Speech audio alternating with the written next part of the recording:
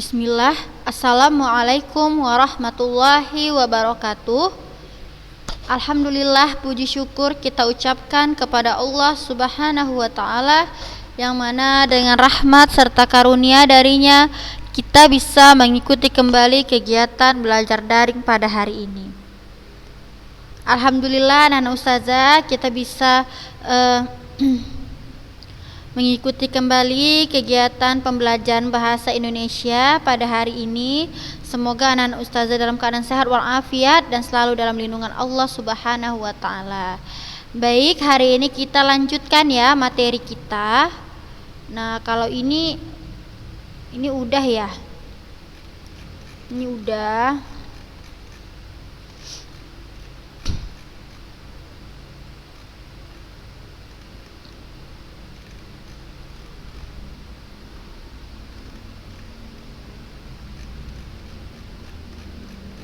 Nah, untuk gagasan pokok karena saya sudah pernah menjelaskan ya waktu di pelajaran bab pertama, jadi nggak usah lagi saya jelaskan gagasan pokok ya.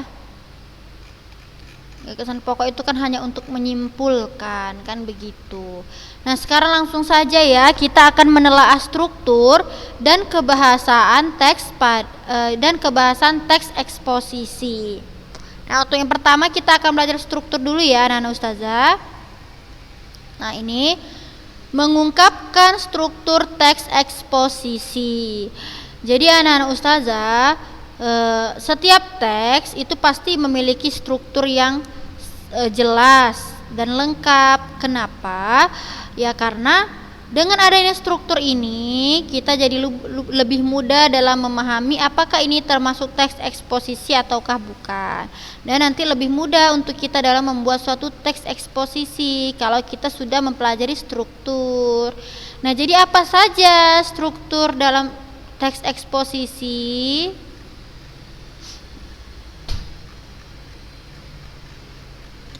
Nah, ini ya nak, struktur teks eksposisi meliputi tesis atau pernyataan pendapat, B. argumentasi, dan C. penegasan ulang. Jadi ada 3 struktur yang terdapat pada teks eksposisi. Jadi tesis atau pernyataan pendapat adalah bagian pembuka dalam teks eksposisi. Bagian tersebut berisi pendapat umum yang disampaikan penulis terhadap permasalahan yang diangkat dalam teks eksposisi. Jadi anak-anak ustazah, pernyataan umum itu terletaknya di bagian awal, yaitu bagian pembuka. Biasanya tesis ini merupakan pendapat asli penulis, ya. Pendapat asli penulis atau pandangan penulis masih secara istilahnya ya bisa dikatakan subjektif lah ya.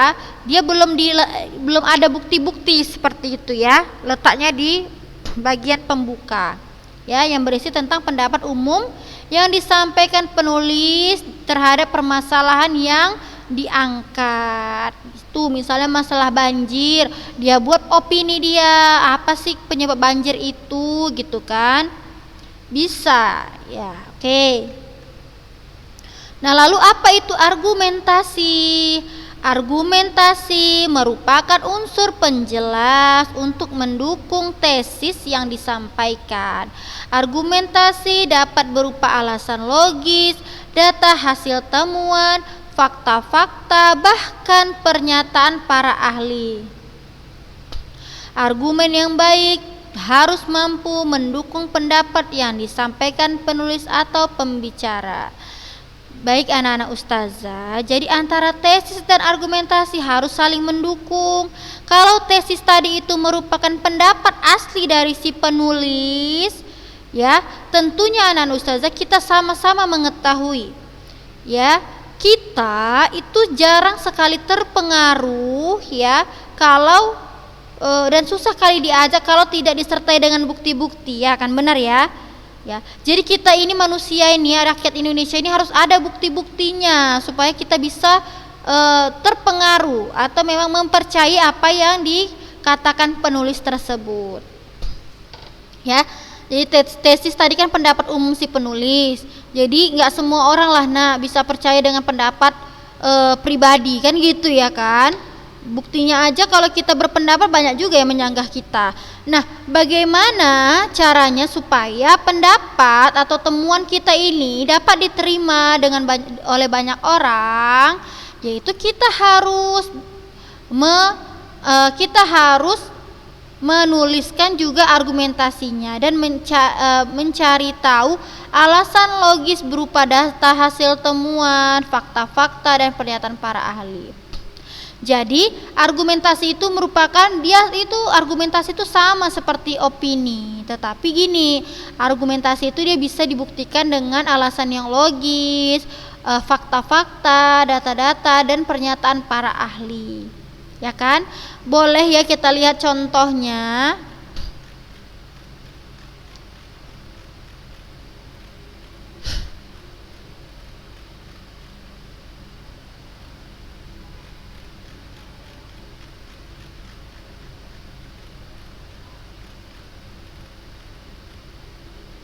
Nah, nanti ini kita baca ya. Ini ada sih contohnya ya. Misalnya, nah nih, para ahli menyimpulkan bahwa masalah tersebut disebabkan oleh praktik pembangunan yang tidak memerhatikan kelestarian alam atau disebut pembangunan yang tidak berkelanjutan. Ini argumentasi. Masa sih para ahli itu berbohong? Kan nggak mungkin. Ya kan dia sudah mengkaji ilmu tersebut ya, sehingga ini dapat memengaruhi orang banyak. Lalu mana data-datanya? Nih sebagai contoh, setiap tahun di negara kita diperkirakan terjadi penebangan hutan seluas sekian. Ini tuh data-data nak nih pada tahun segini, ini data-data dan alasan yang logis itu tadi ya. Lalu kita coba cari tahu tesisnya. Ingat, tesis itu adalah pernyataan umum si penulis pendapatnya ya. Ini tesisnya ada di awal, yaitu bumi saat ini sedang menghadapi berbagai masalah lingkungan yang serius. Nih, menurut dia serius mungkin, menurut orang lain ya biasa aja, kan bisa jadi kayak gitu kan. Ini merupakan pendapat pribadi karena belum dibuktikan. Kenapa dikatakan serius kan gitu? Berarti kata kuncinya kenapa, apa yang dikatakan serius itu, masalah apa yang sebenarnya terjadi sehingga bisa dikatakan serius gitu ya. Lalu ini masih pendapat dia nih, 6 masalah lingkungan yang utama tersebut adalah ledakan jumlah penduduk. Ini bisa juga argumen penispisan sumber daya alam, perubahan iklim global. Tetapi di sini belum dibuktikan. Mana pembuktiannya kalau misalnya udah terjadi nih ledakan jumlah penduduk, perubahan iklim? Ini masih pendapat pribadi. Nah, lalu masuklah dia ke argumennya nih, para ahli ya kan menyimpulkan bahwa masalah tersebut disebabkan oleh praktik pembangunan yang tidak memerhatikan kelestarian alam atau disebut pembangunan yang tidak berkelanjutan. Ini merupakan argumentasi pembuktian dari alasan yang dibuat si penulis ya, pendapat yang dibuat si penulis. Nah itu ya, banyak sekali contoh-contoh argumentasi. Biasanya anak-anak ustazah argumentasi ini terletak ya paragraf kedua bisa lah ya, setelah pernyataan umum atau pendapat dari si penulis. Nah ini semua, jadi argumentasi itu, di dalam argumentasi itu bisa dibuktikan dan di dalamnya itu ada kalimat faktanya. Nah ini ya seperti ini. Lalu ini juga setiap tahun di negara kita diperkirakan terjadi penebangan hutan seluas 3.180.243 hektar. Lalu juga pada tahun 2005 sampai 2006 tercatat telah terjadi 330 bencana banjir, 69 bencana tanah longsor, 7 bencana letusan gunung berapi ya kan. Ini termasuk struktur dari argumen. Jadi ini strukturnya apa? Tesis. Lalu yang ini merupakan struktur argumentasi ya. Baik, sekarang kita lanjut ya anak-anak ustazah. Apa sih struktur yang selanjutnya?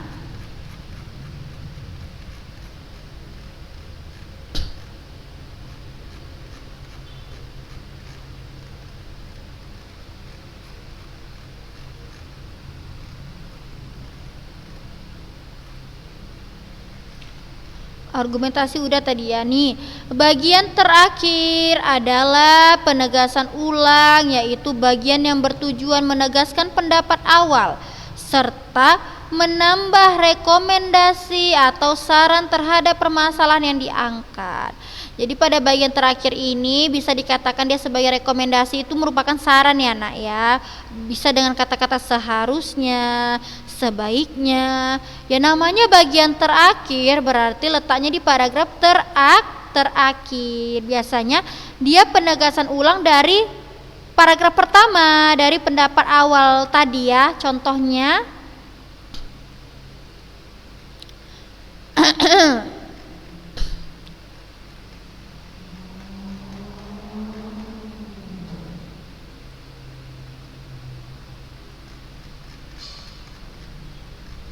contohnya ini ya.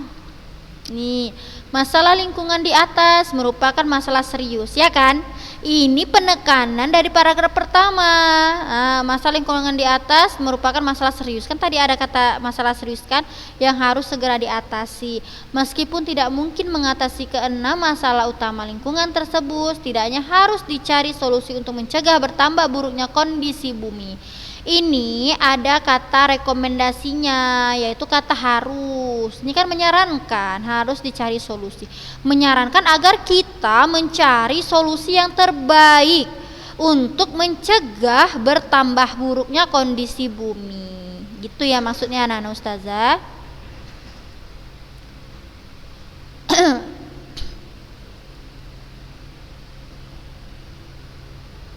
Baik, kita lanjutkan.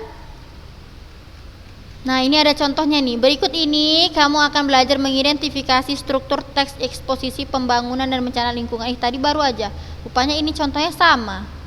Capek-capek ya ke atas tadi, Ini ternyata udah ada contohnya. Nah, ini ya bener ya nih. Nih tesisnya, lihat. Nih, betul ya yang tadi ya.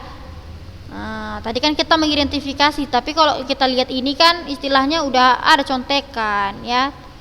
Nih, jawabannya betul ya, tadi kita identifikasi ya nak ya. Ini argumentasi, betul, argumentasi, banyak argumentasi. Nah, betul ya, penegasan ulangnya adalah ini karena merupakan penekanan dari paragraf yang awal tadi.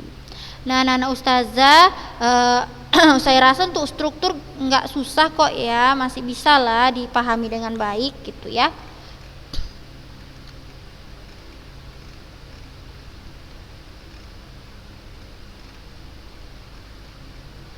Nah itu tadi, yuk kita baca contoh dari teks yang lain ya. Kita sama-sama menentukan strukturnya ya.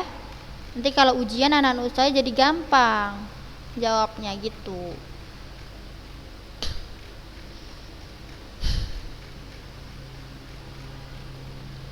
Nah ini ya, kita baca dulu ya nak ya.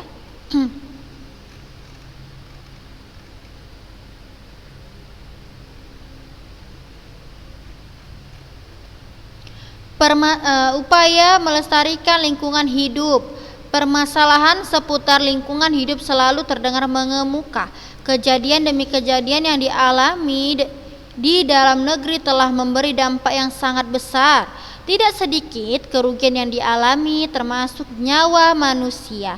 Namun, hal yang perlu dipertanyakan, apakah pengalaman tersebut sudah cukup menyadarkan manusia untuk melihat kesalahan dalam dirinya?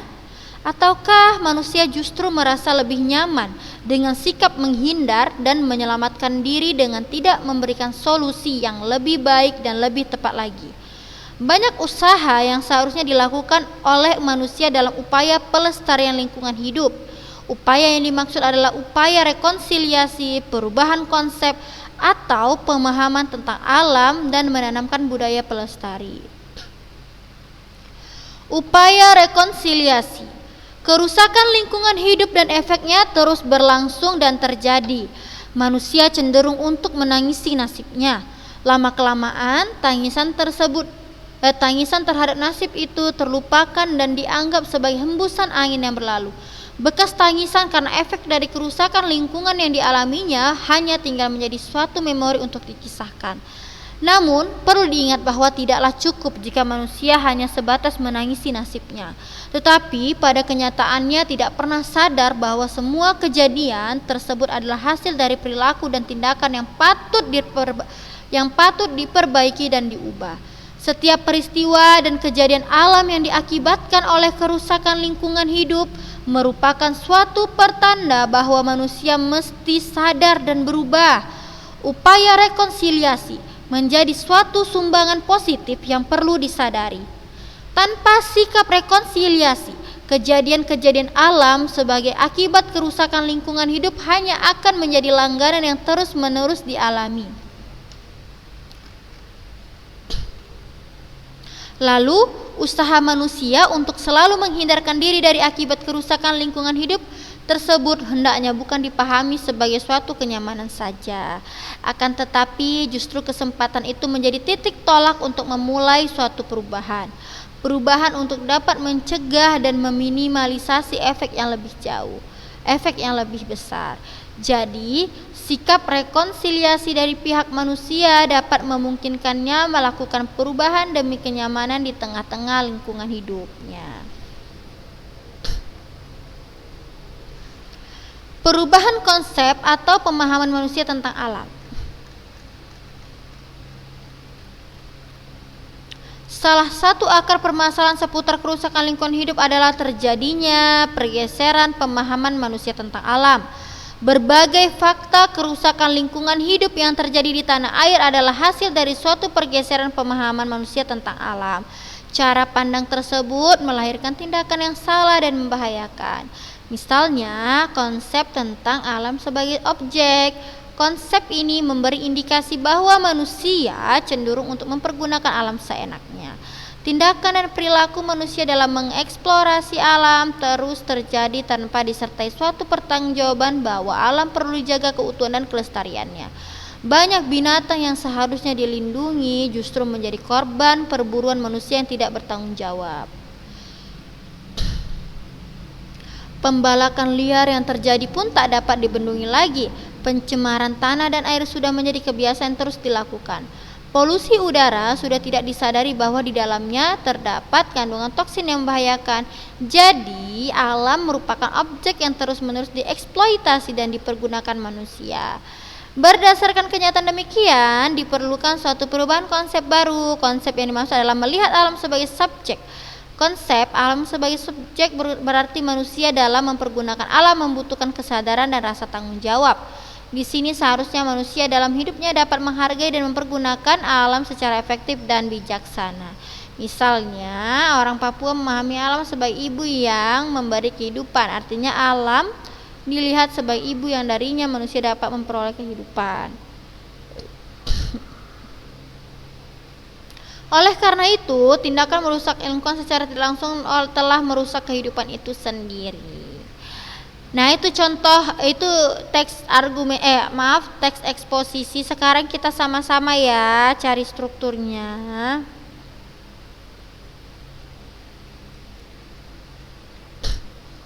Jadi, struktur yang pertama yaitu struktur tesis. Pastilah dia terletak di paragraf pertama, ya kan? Nih, kenapa dikatakan ini sebagai tesis? Lihatlah, permasalahan seputar lingkungan hidup selalu terdengar mengemuka. Kejadian demi kejadian dialami di negeri telah memberi dampak yang sangat besar. Ini masih pendapat, masih opini penulis, nggak ada. Ini belum ada data-data. Kenapa dikatakan dia dampaknya sangat besar? Kenapa dikatakan sangat mengemuka, gitu kan? Nah, lalu kita lihat. Nih upayanya, ini adalah argumentasi. Nih, ini karena sudah ada dilakukan pengkajian oleh para ahli ya. Ya, jadi usaha yang harus dilakukan oleh manusia untuk upaya pelestarian lingkungan nih adalah upaya rekonsiliasi dan upaya perubahan konsep atau pemahaman manusia tentang alam. Ini termasuklah dia argumentasi gitu ya Nana Ustazah. Karena ini merupakan fakta, konsep ya. Konsep itu kan udah berarti fakta dia. Nih. Ini memang ada pembalakan liar, lalu perburuan ini. perburuan hewan, binatang, polusi udara, ada, memang itu terjadi ya nak ya. Nah lanjut, nah ini adalah penegasan ulang, penegasan terhadap paragraf pertama tadi ya. Berdasarkan kenyataan diperlukan suatu konsep baru, yaitu konsep yang dimaksud adalah melihat alam sebagai subjek. Tuh ya Nana Ustazah, paham ya?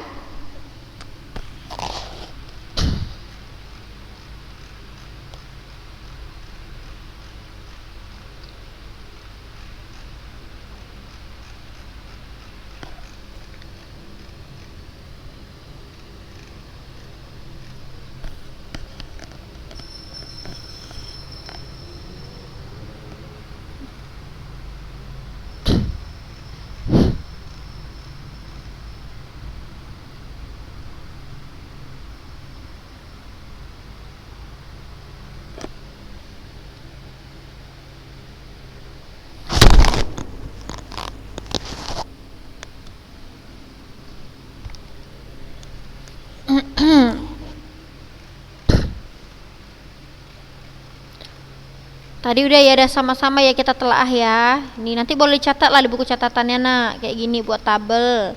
Gak usah dikumpul sama ustazah, dicatat aja ya nak ya. Untuk nanti belajar waktu ujian, kan butuh kalian itu. Udah ya.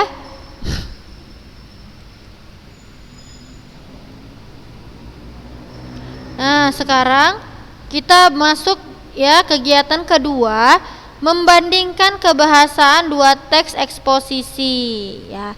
Jadi dalam teks eksposisi ada kaidah bahasanya sama seperti teks hasil laporan observasi. Nah kaidah bahasa ini ya tentu ada, namanya kita belajar bahasa Indonesia ya kan nak. Nah jadi apa saja kaidah kebahasaan pada teks eksposisi? Dalam teks eksposisi banyak digunakan istilah yang sesuai dengan bidang permasalahan yang dibahas. Penggunaan istilah tersebut membantu penulis atau pembicara memperkuat gagasan yang disampaikan. Ini dia. Anak-anak ustazah ingat apa itu kata istilah? Kata istilah adalah kata yang digunakan dalam suatu bidang tertentu. Ini beda loh dengan kata-kata yang biasa kita gunakan. Jadi kata istilah itu nak, kata yang kita gunakan dalam suatu bidang tertentu. Kalau kita tidak mempelajari ilmu tersebut atau tidak membahas ilmu tersebut, kita tidak akan bisa mengenal kata istilah. Anak-anak ustazah belajar biologi, pasti tahulah istilah-istilah biologi, kan gitu. Ya misalnya amfibi gitu kan. Terus misalnya ada adaptasi, ada habitat gitu kan, ada ekosistem, itu termasuk istilah dalam bidang IPA atau biologi ya kan kita sebutnya. Lalu dalam bidang ekonomi ada distribusi, ada konsumen, ada konsumsi, ada laba, nah gitu, ada distributor. Itu termasuk istilah, yang mana istilah ini kita gunakan kalau kita sudah mempelajari bidang tersebut. Ingat ya, dalam sebuah istilah itu tidak ada persamaan kata. Maknanya itu tidak luas, maknanya sempit kalau istilah. Contoh kalau kata-kata biasa, ibu persamaannya banyak ya kan. Contoh, ibu itu adalah orang yang melahirkan kita. Tapi kata ibu nak maknanya luas, adalah kata ibu bisa kita gunakan sebagai orang yang lebih tua dari kita. Lalu kata ibu juga bisa kita gunakan untuk memanggil bibi kita, misalnya adik dari ibu kita gitu kan. Nah itu paham ya nak ya. Jadi banyak dia maknanya kalau kata. Tapi kalau istilah tidak banyak, cuma satu makna aja dia, satu pengertian saja. Contohnya ekosistem apa pengertiannya, nokturnal, pupil apa pengertiannya, mana ada persamaannya istilah ya kan. Nah kalau kata-kata biasa, bapak itu ya itulah kepala rumah tangga bisa. Tapi orang yang lebih tua dari kita panggil bapak. Kalau laki-laki kan, om kita panggil bapak, adik ayah kita, bisa adik ayah kita panggil bapak. Nah jadi bapak itu pun artinya luas. Itu kata-kata yang biasa ya karena istilah ini kata-kata yang luar biasa. Inilah dia contohnya. Nih, Ini istilah yang terdapat pada pembangunan dan bencana lingkungan. Ada istilah polusi. Apa arti polusi? Ya, dijelaskan, yaitu pencemaran. Maknanya habitat apa artinya? Tempat tinggal khas bagi seseorang atau kelompok masyarakat. Nah, itu tadi. Nah, ini kalau dari pembangunan dan bencana lingkungan. Ini dari upaya melestarikan lingkungan ada rekonsiliasi. Apa artinya? Boleh nanti cari maknanya ya. Efek apa artinya? Konsep apa artinya? Ini istilah dalam bidang apa ini, Nak? Bidang lingkungan ya kan? Lingkungan hidup. Nah, kalau ini dari bidang pembangunan dan bencana alam. Kita cari ya sama-sama ya istilahnya ya. Kita cari di sini aja dulu nih. Nih. Nah, udah dapat nih. Iklim global ini termasuk istilah. Penipisan ini istilah. Sumber apa? Terus habitat alam, habitat kan, habitat istilah. Polusi juga istilah. Cari nanti, boleh cari kata apa artinya ya, Nak ya. Saya cuma kasih tahu aja, inilah contoh istilah. Nah, ini dalam bidang apa nih? Pelestarian lingkungan ya. Dalam bidang ini bidang biologi ada nggak nih? Bidang IPA biologi ada kan? Populasi. Populasi itu apa? Jumlah penduduk, jumlah apa namanya? Banyaknya penduduk mungkin ya.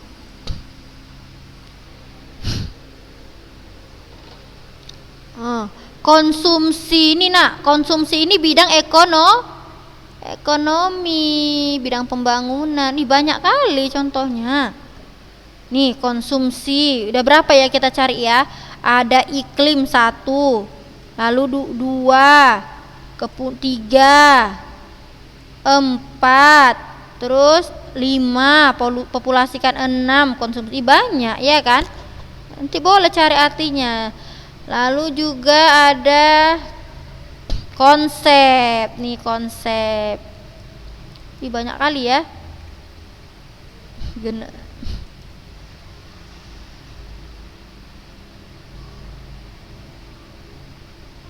Ini ada flora, ada fauna. Ini istilah ini, Nak, ya. Nih, beda dia dengan kata-kata yang biasa.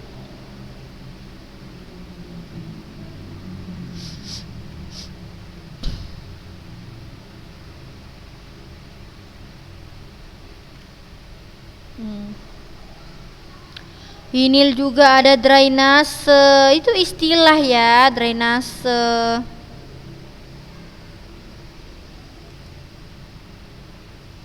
Ada debit. Ada kan? Kalian belajar gitu kan? Ada apa? Nah, itu contohnya ya. Coba kita cari lagi kata istilah tentang di teks lainnya. Ini kan tentang apa nih? Pembangunan. Nah, teks yang tadi kita baca. Ini. Ini yuk kita cari sama-sama ya, Nak ya. Upaya melestarikan lingkungan hidup.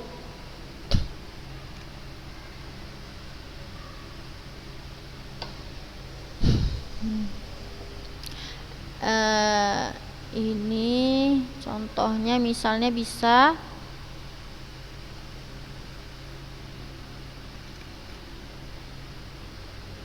ataukah solusi bisa nih istilah solusi, konsep ya kan, budaya. Rekonsiliasi ini istilah nih, rekonsiliasi. Efek. Nah, banyak ya contohnya ya di sini. Memori.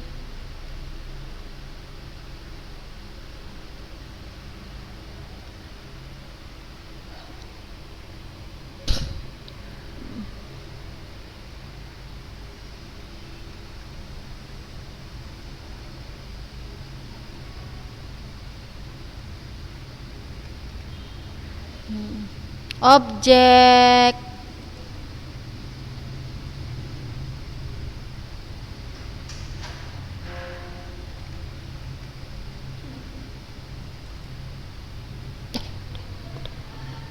Jadi itulah tadi contoh-contohnya ya nak ya. Nah jadi waktunya sudah selesai, jadi cukup ya materi yang Ustazah sampaikan hari ini. Nanti minggu depan kita kita sambung lagi ya. Demikian dari Ustazah Nana Ustazah. Assalamualaikum warahmatullahi wabarakatuh.